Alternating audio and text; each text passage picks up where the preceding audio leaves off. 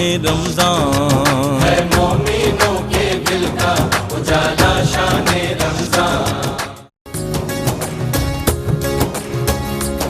بسم اللہ الرحمن الرحیم. مولا یا صلی وسلم دائما ابدا علی حبیبک خیر الخلق کلہم. ناظرین اکرام، نعمت افطار کی خصوصی ٹرانسمیشن اصلاح معاشرہ، اور میں ہوں آپ کا میزبان ڈاکٹر سرور حسین نقشبندی.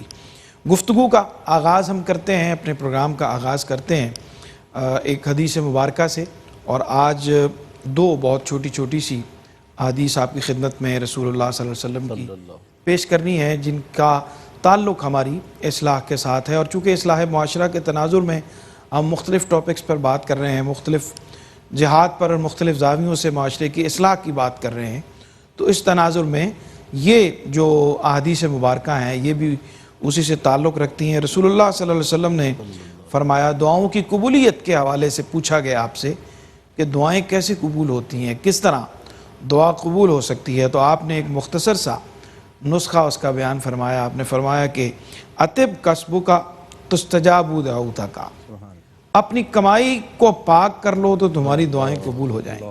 کیسا مختصر اور جامع اعلان جو ہے وہ رسول اللہ صلی اللہ علیہ وآلہ وسلم نے ارشاد فرمایا. اللہ تعالیٰ ہمیں اس کو سمجھنے کو، جب ہم کہتے ہیں کہ ہماری دعائیں قبول نہیں ہوتی تو ہمیں اپنے رزق کے ذرائع پر بھی ضرور غور کرنا چاہیے.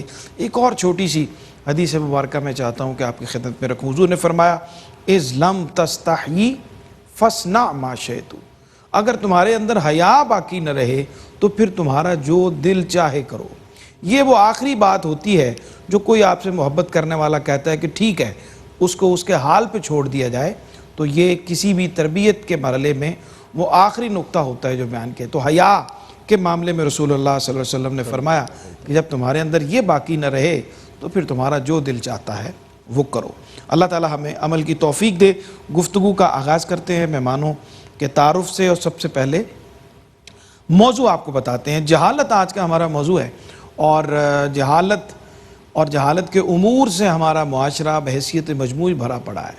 ہم ہر معاملے میں اپنے جاہل ہونے کا ثبوت دیتے ہوئے جگہ جگہ نظر آتے ہیں، دکھائی دیتے ہیں. تو اس پہ ہم بات کرتے ہیں معاشرے کو کیا نقصانات ہوتے ہیں جہالت سے، اور جہالت کیا صرف بے علم ہونا جاہل ہوتا ہے یا پڑھے لکھے لوگ بھی جاہل ہو سکتے ہیں. اس پہ بھی ہم انشاءاللہ بات کریں گے. ہمارا موضوع ہے آج جہالت، اور ہمارے ساتھ تشریف فرما ہیں جناب ڈاکٹر مفتی عرفان اللہ سیفی صاحب، ہمارے آپ سب کے بہت ہی پسندیدہ مہربان جناب. خوش آمدید کہتے ہیں آپ. جزاک اللہ. بہت شکریہ آپ کا ڈاکٹر صاحب. اور مفتی خلیل احمد قادری صاحب ہمارے ساتھ تشریف فرما ہے، آپ کا بھی حضرت بہت شکریہ تشریف فرما ہوئے. نوجوان اسکالر محمد قاسم آصف جامی صاحب ہمارے ساتھ آج پھر موجود ہیں، آپ کو بھی خوش آمدید کہتے ہیں. اور پاک پتن شریف سے حضرت بابا فرید الدین گنج شکر کی نگری سے علی رضا فریدی ہمارے ساتھ موجود ہیں، آپ کو بھی خوش آمدید کہتے ہیں. بسم اللہ، کلام عطا فرمائیے.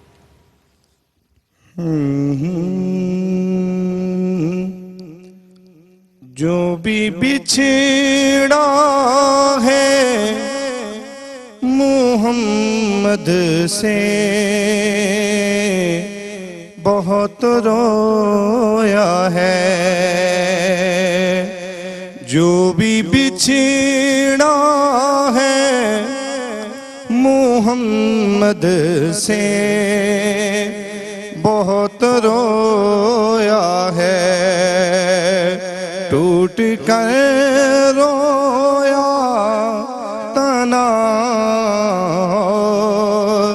بہت رویا ہے، جو بھی بچھڑا ہے محمد سے بہت رویا ہے. میرے آقا تیری فرقتیں مار ڈالے گی، بچھڑ کر طیبہ کی گلیوں سے گدا رویا ہے، بچھڑ کر طیبہ کی گلیوں سے گدا رویا ہے، جو بھی بچھڑا ہے محمد سے بہت رویا ہے۔ تیرے سجدے کو کہوں سجدوں کی زینت یا حسین، تیرے سجدے کو کہوں سجدوں کی زینت یا حسین، جس کو دیکھ کے زمین روئی فلک رویا ہے، جس کو دیکھ کے زمین روئی فلک رویا ہے، جو بھی بچھڑا ہے محمد سے بہت رویا ہے۔ اور تو بھی کبھی ہجر محمد میں رویا ہے کہ تو بھی کبھی ہجر محمد میں رویا ہے، نبی تیرا تیری الفت میں بہت رویا ہے، نبی تیرا تیری الفت میں بہت رویا ہے، جو بھی بچھڑا ہے محمد سے بہت رویا ہے۔ کیا کہنے، سبحان اللہ سبحان اللہ۔ سلامت رہیں جناب، ماشاءاللہ۔ گفتگو کا آغاز کرتے ہیں۔ اب جہالت ہمارا موضوع ہے ڈاکٹر صاحب، سب سے پہلے تو اس کی قباحتیں کیا ہیں، اور معاشرے میں کے جاہل ہونے کی اور بحیثیت مجموعی جہالت کا اگر غلبہ ہے تو اس کے نقصانات کیا ہوتے ہیں؟ بسم اللہ الرحمن الرحیم۔ انسان کی جو معراج ہے اور انسان کا عروج ہے، اس کے عروج کا آغاز بھی علم تھا اور اس عروج کی انتہا بھی علم ہے۔ ٹھیک۔ اب دیکھیے نبی رحمت صلی اللہ علیہ وآلہ وسلم پر جو پہلی وحی ہے وہ اقرا ہے۔ حضرت آدم علیہ السلام کو جب اللہ تعالیٰ نے فرشتوں کے سامنے فرمایا اور فرشتوں پر حضرت آدم کی برتری کا اظہار فرمایا، تو اس وقت بھی علم کے ذریعے یہ اظہار فرمایا گیا۔ جو یہ ایک علامت ہے اور یہ اس بات کی طرف توجہ ہے کہ آدم اور اولاد آدم کا جو عروج تھا وہ علم کے ساتھ تھا۔ شرف کا باعث جو ہے وہ علم کے باعث۔ ہاں جی، اور جب ہم اس سے پیچھے ہٹتے ہیں تو پھر وہ شرف ہم سے چھن جاتا ہے، وہ عزت و تکریم کا تاج ہم سے چھن جاتا ہے، اور اس کی جو قباحتیں پیدا ہوتی ہیں وہ انسان کی فکری قباحتوں سے شروع ہو کر اس کے عملی قباحتوں اور پھر معاشرتی حوالوں سے بالکل دگرگوں کیفیت کی طرف چلی جاتی ہیں۔ اب دیکھیں کہ انسان کے پاس علم نہیں ہوگا، اس کی فکر کا جروی کی طرف چلی جائے گی، اور اس سے اس کے عقائد درست نہیں رہیں گے، اور جو عقائد کی بنیادی چیزیں ہیں اس کو اس کا یہ علم نہیں ہوگا، اور اس سے اس کی زندگی کے اعمال پر اثر پڑے گا۔ پھر اس کے حقوق کے حوالے سے اس کی جو لا علمی اور جہالت ہے، اس کا معاشرے کی بہت ساری جو ہماری لڑائیاں جھگڑے ہیں وہ اسی بنا پر ہوتے ہیں کہ اس کو پتہ نہیں ہے کہ میرے حقوق کیا ہیں، فرائض کیا ہیں، اور اس کی وجہ سے معاشرتی بگاڑ کا سبب بنتا ہے۔ آپ دیکھیے کہ ایک شخص کو یہ علم نہ ہو کہ معاشرے میں ایک گھر میں رہتے ہوئے مجھے کیا فرائض ادا کرنے ہیں، اور وہ اپنے چیزیں سمجھ رہا ہو جو وہ اس کا حق نہ ہو، نہ اس کے فرائض کا اس کو علم ہے، نہ اس کے حق کا اس کو علم ہے، تو گھر میں لڑائی جھگڑا ہوگا۔ قانون کے حوالے سے اس کو علم نہیں ہے، ایک سڑک پر شخص جا رہا ہے، اس کو ٹریفک کے اصولوں کا علم نہیں ہے، تو اس سے اس معاملات میں خرابی پیدا ہوگی. سو معاشرے کے اندر جتنی ناہمواریاں ہم دیکھ رہے ہیں اس کی بنیاد کو دیکھیں گے تو جہالت ہمیں نظر آئے. اور جب علم آتا ہے اور اس علم پر پھر انسان کی فہم آتی ہے تو انسان کو پھر شعور اور پھر آگہی سے انسان بہتری کی طرف آتا ہے اور پھر یہ نقصان جو ہوتا ہے وہ پھر فوائد کی طرف بدلنا شروع ہو جاتا ہے. جی ٹھیک. اچھا مفتی صاحب، مفتی خلیل احمد قادری صاحب ہمارے ساتھ موجود ہیں. ڈاکٹر صاحب نے اشارہ کیا ہم روزمرہ کے امور میں اگر ان معاملات کا علم حاصل نہیں کرتے اور جہالت سے ان سے بہیو کرتے ہیں تو اس سے پھر معاشرے میں ایک بگاڑ دکھائی دیتا ہے. لیکن اگر دینی اعتبار سے ہم جہالت کو اختیار کرتے ہیں اور اس معاملے میں اپنے علم کو، اپنے شعور کو بلند نہیں کرتے ہیں تو اس کے نقصانات کیا ہیں اور اس کی وعید جو ہے وہ کیا ہے دین کے اندر، اسلام کے اندر؟ بسم اللہ الرحمن الرحیم. اللہم صلی وسلم وبارک علی سیدنا و مولانا محمد وعلی آلہ وصحبہ وسلم تسلیما. ڈاکٹر صاحب یہ ایک بہت حساس موضوع ہے اور جہل اور جہالت اور تجاہل اس طرح کے الفاظ استعمال ہوتے ہیں علم کے مقابلے میں. اللہ رب العزت نے قرآن کریم فرقان حمید کے اندر فرمایا وَإِذَا خَاطَبَهُمُ الْجَاهِلُونَ قَالُوا سَلَامًا، کہ مومنوں کی علامتیں بیان کرتے ہوئے کہ جب ان کا مخاطبہ، ان کا آمنا سامنا جہلوں کے ساتھ ہوتا ہے تو وہ سلام کر لیتے ہیں. یعنی ان کے ساتھ بات نہ کرنا اور صرف سلام کہہ کے گزر جانا، اللہ رب العزت نے قرآن کریم فرقان حمید کے اندر اس کو ایک افضلیت کا درجہ دیا ہے. ٹھیک. جاہل شخص جو ہوتا ہے وہ معاشرے کا بگاڑ ہوتا ہے. مسند احمد شریف کی ایک حدیث پاک کا مفہوم یہ ہے، حضور نے فرمایا کہ الجہل ام الفساد، جہالت فساد کی جڑ ہے.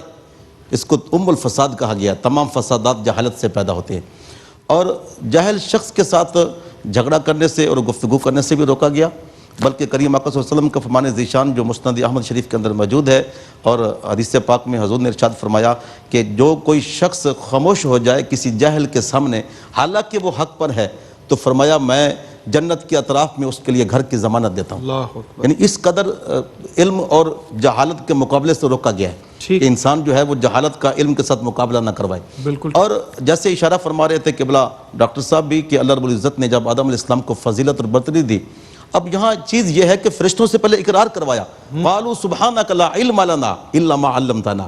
اچھا مطلقاً نفی بھی نہیں ہے، فرشتے کہنے لگے کہ یا اللہ ہمارے پاس کوئی علم نہیں ہے مگر ساتھ اتنا ہے جتنا تو نے علم عطا فرمایا. ٹھیک. اور پھر آدم علیہ السلام کے بارے فرمایا کہ اللہ آدم الاسماء کلہا، اللہ پاک نے آدم علیہ السلام کو کل چیزوں کا علم عطا فرما دیا.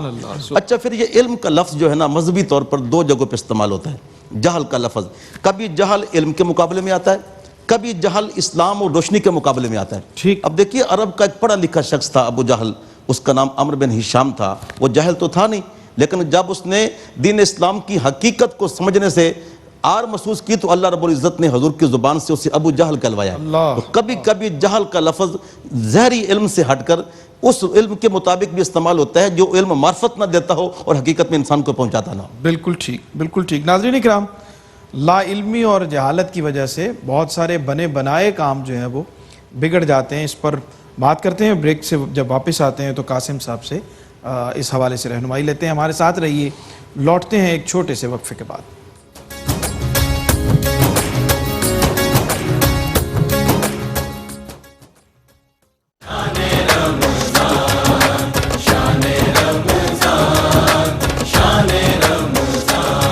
ہے مومنوں کے دل کا اجالا شان رمضان، ہے مومنوں کے دل کا اجالا شان رمضان. جی ناظرین، خوش آمدید کہتے ہیں وقفے کے بعد آپ کو. پروگرام دیکھ رہے ہیں آپ اصلاح معاشرہ اور آج ہم بات کر رہے ہیں جہالت پہ. اور بریک پہ جانے سے پہلے سوال میں نے محمد قاسم آصف جامی صاحب کی خدمت میں عرض کر دیا تھا کہ لا علمی اور جہالت جو ہے یہ بہت بڑی چیز ہوتی ہے کہ ہم کوئی بھی عمل لا علم ہو کر کر لیتے ہیں اور اس کی وجہ سے اس کا نقصان ہوتا ہے. جہالت کے سبب بنا بنایا کام جو ہے وہ بگڑ جاتا ہے. تو اس پہ ذرا کچھ ارشاد فرمائیے. ہمیں جوائن کیا ہے جناب حافظ غلام عباس صاحب نے، داتا حضور گنج بخش فیض عالم کی نسبت سے جانے جاتے ہیں اور آج ہمارے پروگرام میں تشریف فرما ہیں. ان کو بھی خوش آمدید کہتے ہیں. بسم اللہ. سر عطا فرمائیے ذرا لا علمی اور جہالت کے سبب جو کام بگڑتے ہیں اس سے کیا ہوتا ہے؟ جی رب اشرح لی صدری ویسر لی امری واحلل عقدۃ من لسانی یفقہوا قولی. بالکل ڈاکٹر صاحب، جہالت ام الامراض، یعنی جتنی بھی برائیاں، جتنی بیماریاں ہیں ان سب کی جو جڑ اور ماں ہے وہ جہالت ہے. تو یہ جہالت پھر بانجھ نہیں ہوتی، یہ اپنے بچے پیدا کرتی ہے. جتنی بھی معاشرتی خامیاں، برائیاں، فسادات، یہ سارے پھر جہالت سے ہی جنم لیتے ہیں. اور اسی جہالت کو قرآن نے بڑی خوبصورتی کے ساتھ جگہ جگہ پہ مختلف الفاظ استعمال کر کے مختلف حوالوں سے اس کا تذکرہ کیا ہے. اس کو اگر ہم ترتیب سے دیکھیں، ان کی کیٹیگری میں، ان کی ترتیب کے لحاظ سے رکھتے، تو وہ سب سے پہلے ظن الجاہلیہ کے الفاظ آتے ہیں. یعنی انسان گمان کی حد تک اس کو اس چیز کا احساس اور ادراک ہوتا ہے، اور اس کی اندر کی جو باطنی کیفیات ہوتی ہیں وہ اس چیز کی طرف اشارہ کر رہی ہوتی ہیں کہ وہ اس معاملے میں جہالت کے مقام پہ کھڑا ہوتا ہے. ٹھیک. اس کے ساتھ دوسرا جو لفظ قرآن مجید نے استعمال کیا وہ تبرج الجاہلیہ، یعنی جہالت اور لا علمی یہ ایک ایسا مرض ہے، اور انسان کے اندر اس کی جو شعوری حد تک اس کو اس چیز کا جب احساس ہوتا ہے تو لیکن اس کو چھپانے کے لیے پھر وہ ملمہ سازی کرتا ہے. اس کے اوپر وہ جتنے مرضی لفاف، غلاف اور پردے لپیٹ لے، لیکن بات جو سمجھنے کی ہے وہ یہ ہے کہ جہالت جو ہے یہ مٹانے سے مٹتی ہے، چھپانے سے چھپتی نہیں ہے. ٹھیک. اسی طرح جو تیسرا درجہ جہالت کا قرآن مجید میں بیان کیا گیا ہے وہ یہ ہے کہ حمیت الجاہلیہ، یعنی آپ اس جہالت کے اوپر اترانا شروع کر دیں، آپ اس جہالت کو آن کریں، اپنی ایگو، اپنی جو سیلف ریسپیکٹ اس کی کیٹیگری میں لاتے ہوئے آپ اس جہالت کو ڈینائی نہ کریں، بلکہ اسی کے اوپر تفاخر کے ساتھ مکالمہ، بحث، ڈیبیٹ، اس طرح کی باتیں شروع کر دیں. اور جو سب سے آخری درجہ جہالت کا بیان کیا گیا وہ سب سے خطرناک ترین کہ حکم الجاہلیہ، یعنی جہالت کے اندر آپ ایک تحکم، ایک فیصلہ صادر کرنے اور مسلط کرنے والی جو کیفیت ہے اس کا شکار ہو جاتے ہیں. آپ جب کسی کے ساتھ گفتگو کرتے ہیں تو آپ کو اس چیز کا احساس نہیں ہوتا کہ سامنے والا بندہ، اس کی اپنی معلومات، اس کا اپنا پس منظر، اس کی اپنی ساری روایات، ساری چیزیں قابل احترام ہو سکتی ہیں، لیکن ہم اس سارے معاملات میں اس چیز کی طرف جاتے ہیں کہ ہم اپنا جو معافی ضمیر ہے یا اپنا نقطہ نظر اور پوائنٹ آف ویو ہے اس کو صادر کریں، مسلط کریں. یہی وہ چیزیں ہیں جو قرآن مجید نے بڑی وضاحت اور صراحت کے ساتھ کہ نبی اکرم صلی اللہ علیہ وآلہ وسلم کو تعلیم امت کے لیے یہ ارشاد فرمایا کہ وَأَعْرِضْ عَنِ الْجَاهِلِينَ، کہ آپ جو جاہلین ہیں ان سے اعراض کریں، منہ پھیر لیں. بالکل ٹھیک. اچھا ڈاکٹر صاحب، قرآن کریم کا حوالہ جو ہے وہ قاسم صاحب نے بھی دیا، اور وَإِذَا خَاطَبَهُمُ الْجَاهِلُونَ قَالُوا سَلَامًا کہا گیا ہے کہ آپ گزر جائیں ان سے. تو جاہل سے گزر جانے کا مطلب یہ ہے کہ آپ اگر رکیں گے تو سب سے بنیادی چیز آپ کا وقت جو ہے وہ ضائع ہوگا، وقت کا ضیاع ہوگا، اور دوسری بات یہ ہے کہ آپ کی مشکلات میں بھی اضافہ ہو جائے گا. تو جہالت جو ہے وہ مشکلات میں جاہل کی بھی اضافہ کرتی ہے، اور جو اس کے ساتھ بحث میں الجھتا ہے اس کی بھی مشکلات میں اضافہ ہوتا ہے. کیا فرماتے ہیں؟ جی بسم اللہ. اس میں کوئی دوسری رائے نہیں ہے کہ آدمی بہت سارے معاملات میں ایسا الجھ جاتا ہے کہ اگر آپ کا مخاطب جو ہے وہ بات کو سمجھ سکتا ہے تو آپ آسانی سے اس کو سمجھا لیتے ہیں. صحیح. تو وہ کسی نے کہا تھا کہ آپ کا دشمن بھی جو ہے نا وہ بیوقوف نہیں ہونا چاہیے، تو کیونکہ وہ دشمنی پر تو پہلے اترا ہے، اور اگر اس میں بیوقوفی اور جہالت بھی شامل ہو گئی تو پھر وہ سونے پہ سہاگے والی بات ہے.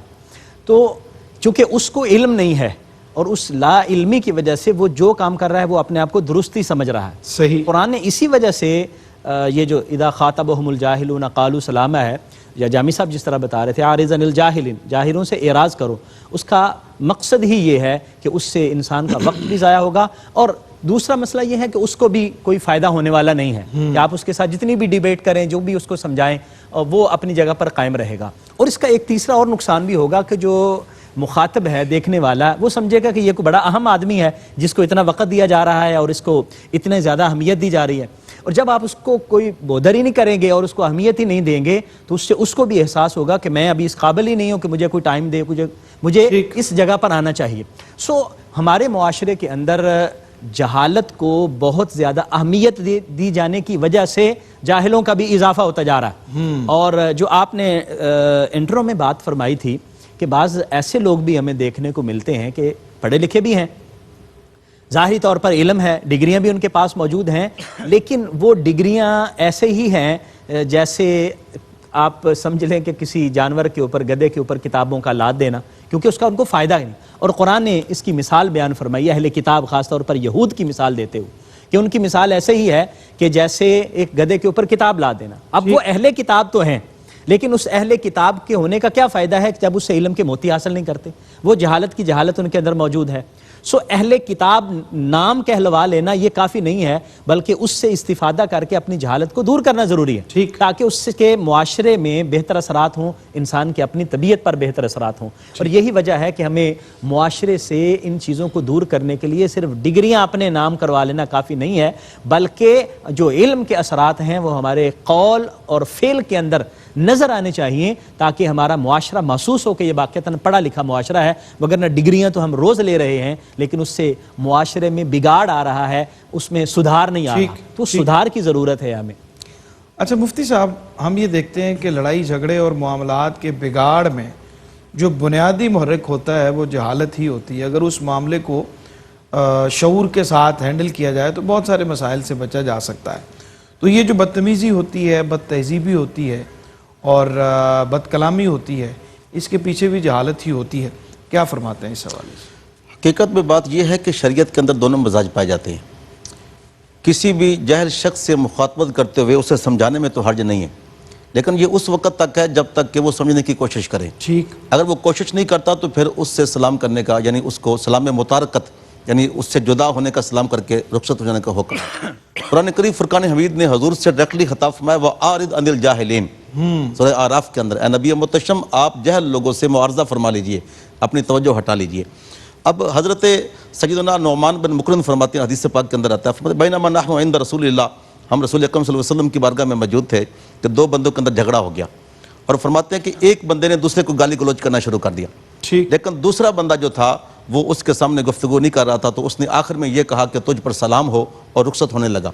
تو آپ فرماتے ہیں فدعاہ النبی، اللہ کے نبی نے اس سے بلایا اور بلا کے فرمایا کہ جب تو اس کے ساتھ جھگڑا کر رہا تھا اور تیرے ساتھ یہ جھگڑا کر رہا تھا تو فرمایا ایک فرشتہ تیرے سر پہ کھڑا تھا، جب یہ تجھے برا بھلا کہتا تو وہ کہتا یہ برا بھلا نہیں ہے بلکہ تو برا بھلا ہے، اور جب تو نے اس کو سلام کہا تو فرشتے نے تجھے یہ کہا کہ علیک السلام انت حق بہذا، سلام تجھ پر ہو، تو زیادہ حقدار ہے اس بات کا. اللہ. تو علم بھی منتفع، جو نفع بخش علم ہے وہ وہی ہے جو انسانیت کے لیے فائدہ پہنچائے. علم ينتفع به.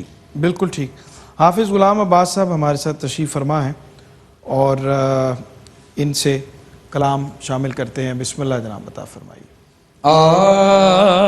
میں تو پنجتن کا غلام ہوں، میں تو پنجتن کا غلام ہوں، میں غلام ابن غلام ہوں، میں غلام ابن غلام ہوں، میں تو پنجتن کا غلام ہوں، میں تو پنجتن کا غلام ہوں. مجھے عشق ہے تو خدا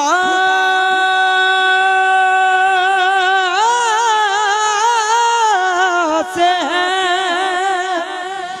مجھے عشق ہے تو رسول سے، یہ کرم ہے سارا بطول کا، میرے منہ سے آئے مہک صدا، جو میں نام لوں تیرا جھوم کے، میں تو پنجتن کا غلام ہوں، میں تو پنجتن کا غلام ہوں.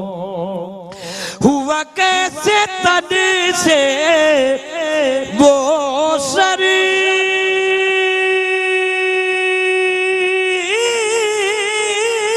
جدا، جہاں عشق ہو وہی کربلا، میری بات ان انہی کی بات ہے میرے سامنے وہی ذات ہے وہی جن کو شیر خدا کہے جنہیں باد صلی اللہ کہے وہی جن کو آل نبی کہے وہی جن کو ذات علی کہے وہی پختہ ہے میں تو خام ہوں میں تو پنج تن کا غلام ہوں میں تو پنج تن کا غلام ہوں شاست حسین بادشاہ است حسین دین است حسین دین بنا است حسین سرداد نداد دست در دست یزید حقا کے بنا لا الہ است حسین میں تو پنج تن کا غلام ہوں میں تو پنج تن کا غلام ہوں ماشاءاللہ ماشاءاللہ. ناظرین لوٹتے ہیں ایک چھوٹے سے وقفے کے بعد، ہمارے ساتھ رہیے.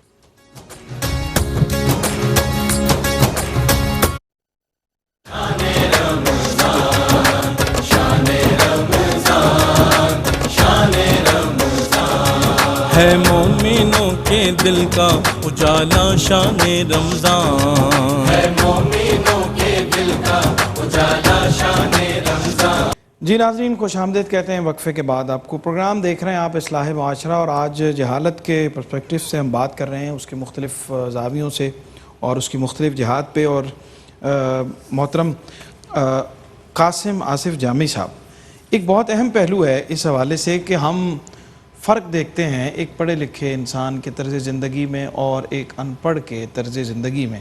تو ان دونوں کے عادات و اطوار سے، ان کی گفت و شنید سے، ان کی نشست و برخاست سے علم اور جہالت کا جو دکھائی دے رہا ہوتا ہے، وہ فرق نظر آ رہا ہوتا ہے. تو یہ صاحب علم ہونا اور صاحب شعور ہونا اور جاہل ہونا، دونوں کے طرز زندگی کو کیسے ڈیفائن کرتے ہیں؟ جی، تہذیب سکھاتی ہے جینے کا سلیقہ، تعلیم سے جاہل کی جہالت نہیں جاتی. تو اصل جو کیفیت اضطراب اور اطمینان کی، وہ ان دونوں اشخاص کے درمیان تقسیم کر دی جاتی ہے. یعنی جو عالم ہوتا ہے وہ مطمئن ہوتا ہے. مطمئن اس اعتبار سے ہوتا ہے کہ میں جب بھی میری کی گئی بات، میرا موقف، میرا نظریہ، میرا پوائنٹ آف ویو کہیں پہ اس پہ تنقید کی جائے گی تو میں اس کو قبول کر کے اپنا نقطہ نظر تبدیل کر لوں گا، اور اس پہ میں مطمئن رہوں گا اس وقت تک جب تک کہ نئی دلیل، نئی بات، نیا استدلال نہ معرض وجود میں آ جائے. جبکہ اس کے برخلاف جو جاہل ہوتا ہے وہ ہر وقت اضطراب کی کیفیت میں مبتلا ہوتا ہے. اضطراب اس سینس میں استعمال کر رہا ہوں کہ وہ پریشان رہتا ہے. جس طرح جو 4 جہالت کی اقسام کی بات کی گئی تو وہ اسی میں جی رہا ہوتا ہے. تو مولا کائنات حضرت علی کرم اللہ وجہ الکریم، آپ سے کسی نے عرض کیا کہ پتہ کیسے چلے کہ فلاں شخص عالم ہے یا فلاں جاہل ہے؟ تو حضرت علی المرتضیٰ سے منسوب یہ بات نہج البلاغہ میں موجود ہے. آپ نے فرمایا کہ اگر کوئی شخص اس طرح کی بات میں تمہیں ملوث نظر آئے تو اس کی کیفیت یہ ہے کہ اس کو دلیل دیا کرو. ٹھیک. تو دلیل کے اعتبار سے، دلیل کی قبولیت کے اعتبار سے تم 40 علماء کو تو قائل کر سکتے ہو، لیکن 40 دلائل کے ساتھ کسی ایک جاہل کو تم قائل نہیں کر سکتے، اس کو چپ نہیں کروا سکتے. تو یہ ایک میرٹ، یہ ایک معیار مولا کائنات حضرت علی کرم اللہ وجہ الکریم نے یہ بیان کیا. اس کے ساتھ ساتھ قرآن مجید میں اس کے متعلق بڑی واضح روشنی، ہمارے لیے نور اور ہدایت موجود ہے کہ فرمایا کہ وَلَا تَقْفُ مَا لَيْسَ لَكَ بِهِ عِلْمٌ، کہ جس چیز کا پتہ نہ ہو، جس چیز کا علم نہ ہو، اس کے پیچھے پڑنا ہی نہیں چاہیے. اس کی ٹو میں، اس کے معاملات میں، اس کے پیچھے جو تجسس، اس کے پیچھے جو ہمارا ایک پورا فکری طور پر، شعوری طور پر ہم اپنے سارے اعضاء کو، اپنی ساری حسیات کو اس کے پیچھے لگا دیتے ہیں، تو اس اعتبار سے یہ ایک اخلاقی جرم بھی ہے. تو اس اعتبار سے حضرت شیخ سعدی رحمۃ اللہ تعالیٰ علیہ، ان کے اشعار میرے ذہن میں آ رہے ہیں. فرمایا کہ دلا مکن صحبت جاہلہ اختیار، کہ اے دل کبھی بھی قطعاً کسی بھی جاہل کی صحبت اختیار نہ کر. تو را اجدہا اگد بود غم گسار، بے از کے جاہلاں بود غم گسار. فرمایا کہ اگر ایک بڑا سانپ تیرا یار غار ہو، گہرا دوست ہو، تو وہ سانپ اس سے بہتر ہے کہ جو جاہل ہے وہ تیرا غم گسار ہو، وہ تیرا غم بانٹنے والا ہو. بالکل ٹھیک.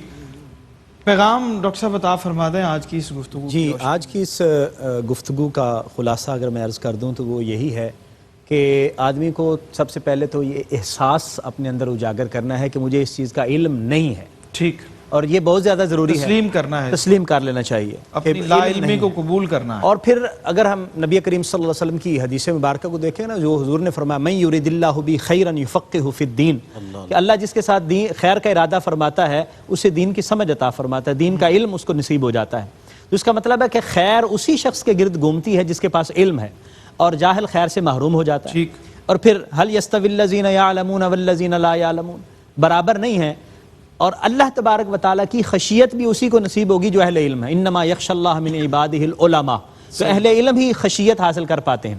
سو ہمیں اس بات کو سمجھنا ہے کہ ہمارے پاس علم ہے تو کون سا ہے، اور اگر علم نہیں ہے تو پھر ہمیں اس بات کو تسلیم کرتے ہوئے علم حاصل کرنا چاہیے، اور پھر اس علم سے خیر کے سوتے پھوٹیں گے جو انسان کی انفرادی زندگی کو بھی بہتر کریں گے اور انسان کے معاشرے کو بھی بہتر. ٹھیک. مفتی صاحب کیا فرماتے ہیں؟ ماشاءاللہ، اللہ رب العزت نے علم اور جہالت کو سامنے رکھ کے فرمایا ہے کہ یعلمون والذین لا یعلمون.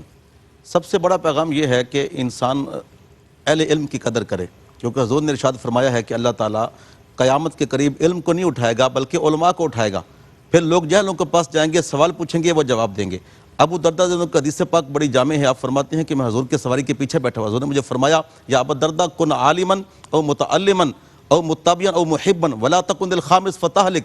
ابو دردہ 4 کام کرنا، 5واں نہ کرنا. یا پڑھانا شروع کر دے یا پڑھنا شروع کر دے، یا دونوں سے محبت کرتے ہوئے مدد کرنا شروع کر دے، یا دونوں کی باتوں کو سن کے عمل کرنا شروع کر دے. حضرت علی کا ایک شعر پڑھ کے ہم آخر میں بات ختم کرتے ہیں. آپ کا ایک بڑا پیارا شعر ہے. آپ فرماتے ہیں رضینا قسمت الجبار فینا لنا علم وللجہال مال. ہم اللہ کی تقسیم پر راضی ہیں کہ ہمیں علم عطا کیا، اوروں کو مال عطا کیا.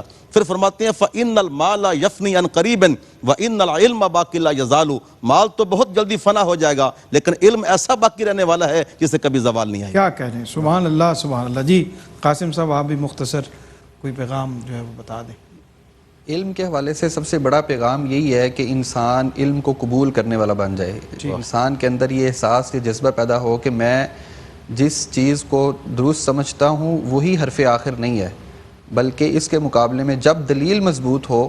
حضرت اقبال نے کیا خوب کہا تھا کہ تحقیق کی بازی ہو تو شرکت نہیں کرتا، ہو کھیل مریدی کا تو ہرتا ہے بہت جلد. تو اس اعتبار سے جب بھی ریسرچ، تحقیق، علم اس کی بات کی جائے گی تو اس کو قبول کرنا یہی اصل تہذیب ہے، یہی اصل شائستگی ہے.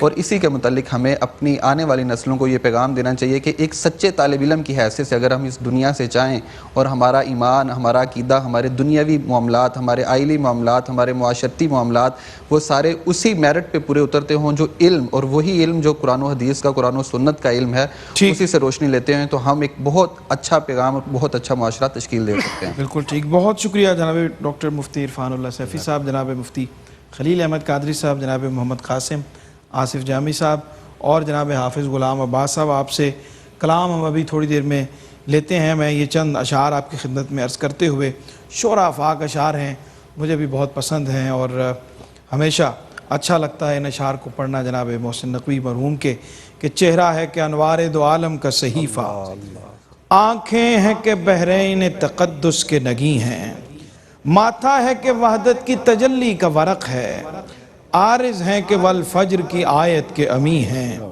گیسو ہیں کہ واللیل کے بکھرے ہوئے سائے، ابرو ہیں کہ قوسین شب قدر کھلے ہیں، گردن ہے کہ بر فرق زمین اوج سریا، کیا بات. بازو ہیں کہ توحید کی عظمت کے علم ہے، قد ہے کہ نبوت کے خد و خال کا معیار، لب صورت یاقوت شعاؤں میں ڈھلے ہیں، سینہ ہے کہ رمز دل ہستی کا خزینہ، پلکیں ہیں کہ الفاظ رخ لوح قلم ہیں، باتیں ہیں کہ طوبہ کی چٹکتی ہوئی کلیاں، لہجہ ہے کہ یزداں کی زباں بول رہی ہے، خطبے ہیں کہ ساون کے امٹتے ہوئے دریا، قرأت ہے کہ اسرار جہاں کھول رہی ہے، چہرہ ہے کہ انوار دو عالم کا صحیفہ، آنکھیں ہیں کہ بحرین تقدس کے نگی ہیں۔ اور انہی اشعار کے ساتھ آپ سے اجازت طلب کرنی ہے ناظرین اکرام۔ ہمارا پروگرام اصلاح معاشرہ اور آج کا موضوع جہالت، اس پہ آج جو گفتگو ہم نے کی اس پہ انشاءاللہ یقیناً آپ کی اور ہم سب کی بہت تسلی اور تشفی ہوئی ہوگی، بہت ساری چیزیں ہم نے سیکھی ہوں گی۔ اللہ ہمیں علم سے جوڑے، جہالت سے محفوظ فرمائے، جاہلیت کی صحبت سے اللہ ہمیں محفوظ فرمائے اور صاحبان علم کی صحبت اختیار کرنے کی توفیق عطا فرمائے۔ کل انشاءاللہ آپ سے ملاقات ہوگی، ہماری ٹرانسمیشن کراچی اسٹوڈیوز سے نعمت افطار کی جاری رہیں گی۔ کلام شامل کرتے ہیں جناب حافظ غلام عباس۔ یا مصطفیٰ عطا ہو پھر اذن حاضری کا کر لو نظارہ کے میں آپ کی گلی کا کر لو نظارہ کے ایک بار پھر بلا لو رمضان میں مدینہ، ایک بار پھر بلا لو رمضان میں مدینہ، بے شک بنا لو آقا مہمان دو کڑی کا، بے شک بنا لو آقا، اور دنیا کے تاجدارو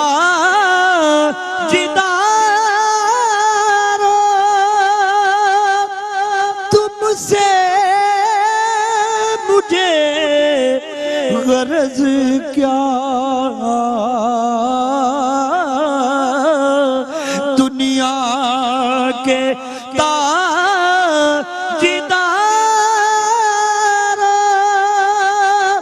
تم سے مجھے غرض کیا، منگتا ہوں میں تو منگتا سرکار کی گلی کا، منگتا ہوں میں تو منگتا الفت کی بھی دے دو، دیتا ہوا ستا میں الفت کی بھی دے دو، دیتا ہوا ستا میں، صدیق کا عمر کا عثمان کا علی کا، صدیق کا عمر کا عثمان شان کا علی کا کر لو نظارہ آ کے میں آپ کی گلی کا کر لو نظارہ آ کے